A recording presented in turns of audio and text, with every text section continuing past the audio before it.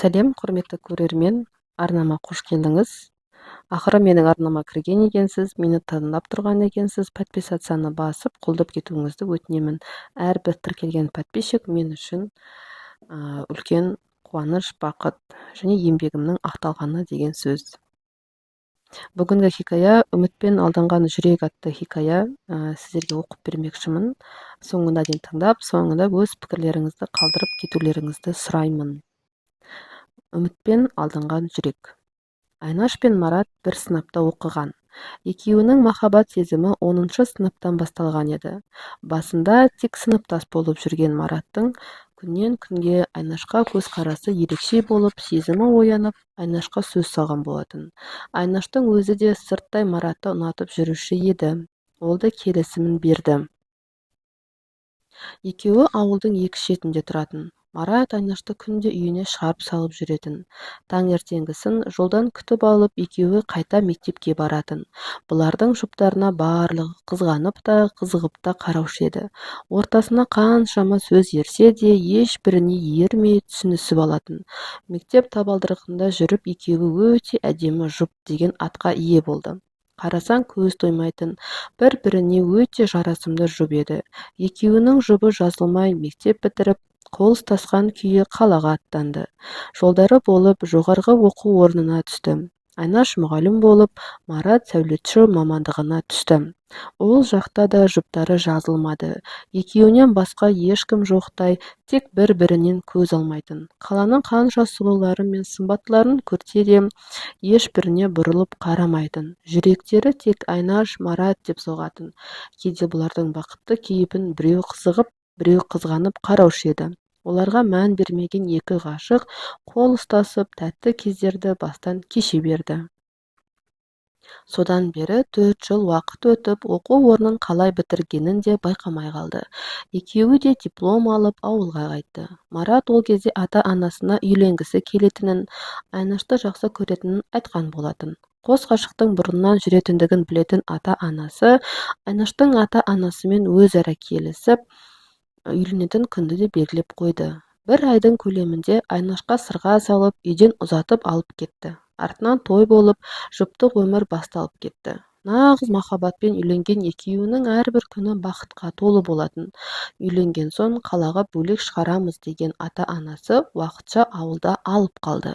Бір жағынан қайын інісі үйленгенін күтіп, бір жағы келін үйге үйренсін деген ниетпен алып қалды. Айнаш ауылға мұғалім болып жұмысқа тұрды. Маратқа ауылдан жұмыс табылмай, уақытша мектепке қарауыл болып жұмысқа кірді. Өйткені сәулетші мамандығы ауылда болмады. Уақыт зымырап өте берді, үйленген қайын інісі де жоқ. Сондықтан ауылда ата-ененің қолында ұзақ уақытқа қалып қойды. Көп ұзамай Айнаш көтеріп ұл босанды, артынан қыз босанды. Артынан тағы егіз ұл босанып, көп балалы ана атанды. Балаларға қарау үшін Айнаш бала күтімі демалысында отырды. Марат ауылдағы әр жұмысты бір істеп өз нәпақасын тауып жүрді. Бірақ қанша еңбектегенімен ақша жетіспеді. Баланың тамағы бар, киімі бар, одан өздерінің барар жерлері бар дегендей, күн көрістері қиынырақ болды. Ауылда жалақы аз мөлшерде. Енді Марат қалаға барып, жалақысы жақсы жұмыс істегісі келді. Бір жолдасының шақыртуымен ауылдағы жұмыстан шығып қалаға келді. Мұнда ол құрылысқа келіп кірісіп кетті. Жұмысы ауыр болғанымен жалақысы жақсы еді. Жалақы алған күні ай сайын отбасына барып тұрды. Тапқан ақшасының барлығын Айнаштың қолына әкеліп ұстататын. Қаладан балаларына ойыншық алып та келетін. Мұндай кезде үйінде кішігірім той болушы еді. Ай сайын келіп, оның үстіне құр қол келмейтін әкелеріне әбден үйренген балалары әкесін тағатсыздана күтетін. Айнаш та көңілі орнына түсіп, жағдайымыз жақсарып келеді деп мәз болатын. 2 жылға жуық Марат құрылыста жүріп, көкелеп, жәкелеп жүріп көзге түсті. Сосын тамыр таныс тауып, өз мамандығы сәулетші болып жұмысқа тұрды. Бұл кездегі екеуінің қуанышында шек жоқ еді. Бұл уақытта Айнаш бесіншісін босанып, алтыншысын енді көтерген кезі. Енді мен де сенімен қалаға барамын, сен анда, мен мұнда, болмайды бұлай жүргеніміз дейтін. Оған Марат сәл күте тұр, үй тауып алайын, сосын алып келемін деді. Жарайды деп тағы да Айнаш ауылда қалды. Сөйтіп жүргенде алтыншы баласын босанды. Бұл кезде Марат ауылға көп келмейтін. Хабарласса болды, жұмысын шығып қалды, келесі апта барамын деп жүрді. Келесі апта тағы келмейді. Солай жүргеніне де 2-3 айдың жүзі болды. Анда-санда келетін Марат бұл кезде өзгере бастаған еді. Қаланың әдемі аруларын көріп келгенге ме, ауылдағы өзіне қарамай, баламен отырған Айнашты салыстырды ма, Айнашқа жекіп сөйлейтін болды. Халатыңды ауыстырсаңшы, неге осылай жүресің, өзіңе қарамайсың ба дейтін. Оған Айнаш ренжіп қалатын. Қайдағы өзіне қараған, ауылдың тірлігінен, одан баламен уақыты болмайтын да еді. Соңғы кездері Маратқа ренжіп жүр. Өзі ғана қалғандай жаны жабырқаулы еді. Тек балаларына қарап қайта өзін басушы еді. Несіне ренжимін? Марат дұрыс айтады. Өзіме қарауды қойдым. Келгісі келмейтіні де содан шығар. Бір жағынан балалардың болашағы үшін жұмыс жасап жүр ғой. Оған да оңай емес деп ақтап алушы еді. Бірақ Мараттың өзгергені рас еді. Қанша жақсы жұмысқа тұрды десе де, бұрынғыдай үйге ештеңе әкелмейтін болды. Қазір балалар да өсіп қалды. Бұрын әкесін тағатсыздана күтетін еді. Қазір күтерін үзді ме, келмейтінін біле ме, бұрынғыдай әкелерін іздемейтін болды. Марат та өзі қалаған уақытта келіп кетіп жүрді. Соңғы уақытта Айнаштың жүрегі сезіп жүр. Мараттың басқа бір көңілдесі барын, бірақ онысын Маратқа айтпай жүр. Мүмкін жай өзімнің қиялым шығар, көзіммен көрмесем, ұстап алмасам не деп айтамын дейді. Бірақ Марат ауылға келсе болды, қалаға асығып тұрады. Азанда келсе, кешкісін қайта шығып кететін кездері де болды. Кейде шыдай алмай, Айнаш ашық сөйлеспекші болып, қаладан біреуді тауып алдың ба дейтін болды. Марат бірденен ашуға булығып, үйде отырып алып әр нәрсені айта бермей, ерігіп жүр деймісің мені, бала шағам үшін қаңғырып жүрмін дейтін. Қалаға барамыз бәріміз, алып кет десе, не оған көнбейді. Қаладан үй алып, сосын көшпесең күніңді көре алмай қаласың. Бәрі сатулы. Ауыл сияқты емес, қымбатшылық. Жинап жатырмын ғой үйге, алармыз үйді де, сосын апарамын барлықтарыңды деп тағы тастап кетті. Сол кеткеннен ұзағынан кетті. Жылға жуық келмеді. Әне келемін, міне келемін деп сол күйі келе қоймады. Араға ата-анасы да түсетін. Мұның не балам, үйге қайт, бақыт ол балаларының қасыңда. Балалардан жырақта жүрме деп те айтатын. Тыңдаған баласы жоқ. Не Айнашты, не ата-анасын тыңдаған ұл жоқ. Келмейтінін біліп, Айнаш ренжіп үйіне балаларын алып кетіп қалды.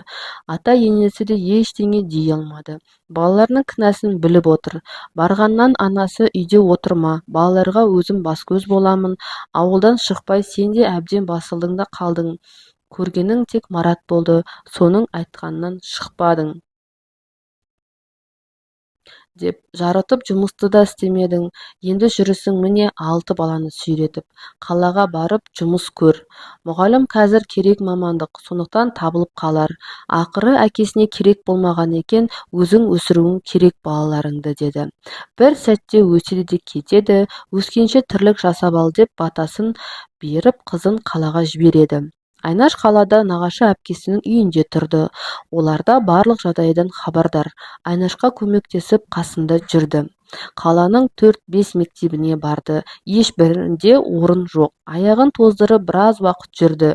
Мектепте орын жоқ, жұмыс табу қиынға соқты. Бірақ бір бұйырғаны болар деп іздей берді.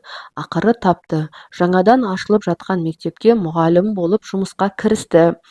Басында ауылдан шықпаған, баламен әбден үйде отырып қалған Айнаш үшін қиын болды. Үйренісе алмай біраз жүрді. Ол уақытта қасындағы бір пәннен беретін мұғалімдер көмектесіп жүретін. Ішінде Серғазы ұстаз да бар еді. Жаны жайсаң, өте салмақты азамат еді. білгенін үйретіп, ақалық қамқор көрсетіп жүрді. Бір күні екеуі жұмыс бабымен жұмыста ұзақ кідіріп қалды. Сөз арасында отбасы жайында айтылды. Серғазының әйелі қайтқан екен, 3 баласы бар екен, ананың да әкенің де орнын өзі басып жүр екен. Айнаштан да отбасында туралы сұрап еді, жолдасым тастап кетті, 6 баламен де барлығын айтып берді. Мұңдайын білмеген Серғазы таңданысын жасыра алмады. Осы уақытқа дейін Айнаштың жолдасы, балалары бар деп келген. Серғазы үшін бұл жаңалық болды.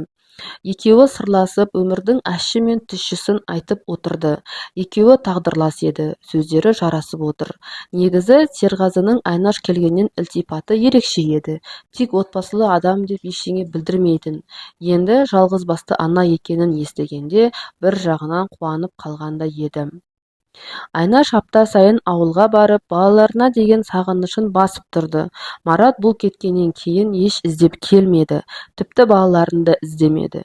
Үйіне қайтқан соң артымнан іздеп кешірім сұрап келсе қайта барамын деген ойда болған, бірақ күте-күте шаршады. Қалада кімнің ұстап қалғаны белгісіз, бірақ басқа бір отбасы барын сезді. Жайдан жай қалып кетуі мүмкін емес еді. Уақыт шіркін бір орында тұрмайды ғой. Айнаштың жұмыс жасап жүргеніне де біраз уақыт болды. 8 ай болыпты оның жұмыс жасап жүргеніне. Бұл уақытта Серғазы Айнашқа өз көңілін білдіріп жүрген еді. Бірақ Айнаш Мараттан хабар күтіп әлі жүрген болатын. Есі кірер, балаларына қайта келер деп жүрді. Өзі Маратты көзімен көрмейінше, өзін өзі алдап, іші сезіп тұрса да жамандыққа қимайтын. Солай Маратты ақтап алып жүрді. Сезімі сейілсін деді ме, кім білсін, бір қалада жүріп 8 ай дегенде Маратты көру бүгін бұйырыпты. Айнаш автобусқа мінгені сол еді, сырттан таныс адамды көргендей болды. Жалт қараса, Марат бір әйелмен кетіп барады, қолын ұстап алыпты. Автобус жүріп бара жатыр. Бұл бір жерде тұрды да қалды. Не істерін білмей, сәл кідіріп, тоқтаңызшы, өтініш, тоқтаңызшы деп айғайлай берді. Жүргізуші де ертерек айтпайсыңдар ма деп сөйлеген күйі тоқтай қойды. Автобустан жүгіріп шыққан Айнаш кері қайтып Мараттың артынан жүгірді. Марат, Марат деп артынан айқайлап келеді. Бір кезде атын естіген Марат артына қарап тұр. Неше уақыттан кейін Айнашты көріп, бұл қайдан жүр дегендей таңырқап тұр. Қасына ентігін баса алмай жақындап барған Айнаштың ішінде мың сұрақ, бірақ Айнаш тек бір сұрақты қойғысы келді. Балаларың керек емес пе, қайда жүрсің, деді. Қасындағы келіншекке күте тұр деп өзі Айнашқа жақындады. Айнаш, сен қайдан жүрсің? Айнаш, ренжімеші, мені кешір, бірақ мен басқа біреуді сүйіп қалдым. Саған айтуға батылым бармады, өзі түсінер деп ойладым. Өзімді қинап жүргім келмейді, онсыз өмір сүргім келмейді. Балаларыма көмектесіп тұрамын, оған қам жеме. Өскенде мені түсінер, бірақ өмір бір рет беріледі. Сондықтан құр өткізбей, сүйген адаммен бақытты өмір сүргім келеді, деді. Жанар жақсы келіншек деп қасындағы келіншекке қарап бұрылды. Егер балалар келгісі келсе, маған жіберіп тұрсаң болады. Жанар да өз баласы секілді қарайды, деді. Мұны естіп тұрған Айнаш сол бір орында тұр. Не көзінен жас шықпайды, жүрегі тас болып қалғандай. Маратқа айтқаны қажет емес. Балаларымды жібермеймін. Енді балаларым бар деп ойлама. Өзің қалаған өмірді сүре бер деп кері бұрылып кетті. Үйіне жеткенше ойланып келе жатыр. Менің ұнатқан Маратым осы ма еді? Қалайша бұл өзгеріп шыға келді? Басын айналдырып алды ма екен деген ойда келді. Бірақ олармен басын ауыртқысы келмеді. Ең бастысы, өзіне керекті жауапты алғандай болды. Маратқа балалары керек емес сияқты, мүлдем сұрамады дейді. Не мен, не балалары керек болмаса, жанымда қинап ұстап отыра алмаймын, бақытты болсын, деді. Өзі де соңғы кезде Мараттың жоқтығына үйреніп қалған еді. Басында іздегенімен кейін көңіл суып та қалғандай. Маратпен кездескен соң көңілі жайланып, иықтан ауыр жүк түскендей болып жүрді. Өйткені ойында жүрген сұрақтың жауабын алған еді. Алдында Марат келіп қалар деген ой болатын. Қазір келмейтініне сенімді болған соң, тек өзі және балалары үшін өмір сүргісі келді. Сырғып тағы уақыт өте берді. Серғазы бұл уақытта Айнаштан күдерін үзген болатын. Жолдасын күтіп жүр деп ойлайтын. Бүгін тағы жұмыста екеуі кеш шықты. Серғазы үйіне апарып салайын, кеш боп кетті деп машинесіне отырғызып алды. Екеуі жол жөнекей жұмысын айтып келе жатты. Кенет Айнаш, мен бұрынғы жолдасымды көрдім, басқа отбасы бар екен. Оған тек сол келіншек болса болды. Бізді керек етіп отырған жоқ. Ажырасамын деп шештім деді. Бұлай айтқан себебі Серғазыға астарлап жеткізген еді.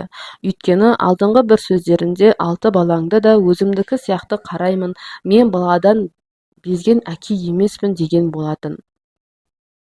Сол бір сөзі жанына жылу берді ме, Серғазы өзін және балаларын қамқорлығына алғанын қалап отыр. Серғазы бұл сөзді естіп қуанып кетті. Айнаш, сен білесің менің сезімімді, мен жарынан айырылған жанмын. Әйелдің қадірін жақсы түсінемін. Екеумізді осы уақытқа дейін тағдырдың тауқыметін көрген жанбыз. Сондықтан сен менің балаларыма өз аналық мейірімін берсең, мен сенің балаларыңа осы уақытқа дейін жетпеген әкелік қамқорлықты көрсетем. Бізден асқан бақытты отбасы болмас еді дейді. Айнаш та осы уақытқа дейін өз келісімін бермей жүрген. Ол да Серғазыға сенім білдіріп, жарайды, балаларға жетпей жүрген махаббатты берейік деп өз келісімін беріп, бір-біріне қарап жымиып тұрды. Арада бір апта өтіп, Айнаш 2 күн демалысқа ауылына барды. Анасына барлық жағдайды түсіндіріп айтты. Маратпен кездесулеріне барлығын баяндап берді. Сосын анасы мен әкесінен ақ баталарын беріп, қолдау жіберуін өтінді. Осы уақытқа дейін Айнаштың қиналып келгенін білетін әке-шешесі қарсылық танытпай бақыт тіледі. Мұнысын Айнаш Серғазыға айтып еді, ертеңіне Серғазы балаларын алып ауылға келді. Сол жерде барлығы бір-бірімен танысты. Балалары да барлығын түсініп қалған. Серғазының балаларын жатсынбады. Арада көп уақыт өтпей үйіне Құран оқытып, Серғазы Айнашты өзімен алып кетті. Мешітте некелерін қиып, ерлі-зайыпты болды. Айнаш барғаннан Серғазының балаларын өз баласындай көрді. Серғазы да Айнаштың балаларын өзінікіндей көріп, жақсы тәрбие берді. Кейін Серғазы Айнаштың 6 баласын да өз атына жаздырып алды. Айнаш пен Серғазы үшін бақытты күндер бола берді. Бақытқа бақыт қосылып, Айнаш жүкті болып, қыз баланы дүниеге әкелді. Содан бері 11 жыл өтіпті. Серғазы мен Айнаш 10 баланы тәрбиелеп өсірген өте бақытты отбасы. Қазір кішкентайы 10 жаста. Екеуі барлық баланы оқытып, киіндіріп, оқуға түсіріп, одан алдыңғы қатарын үйлендіріп, немерелі болып, үлгілі отбасы болып отырған жайы бар.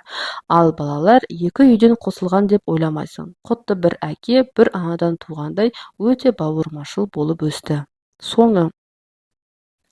Жалпы сіздерге бір айта кетейін, үмітпен алданған жүрек бұл бірнеше жыл бұрын жазылған хикая, оқиға.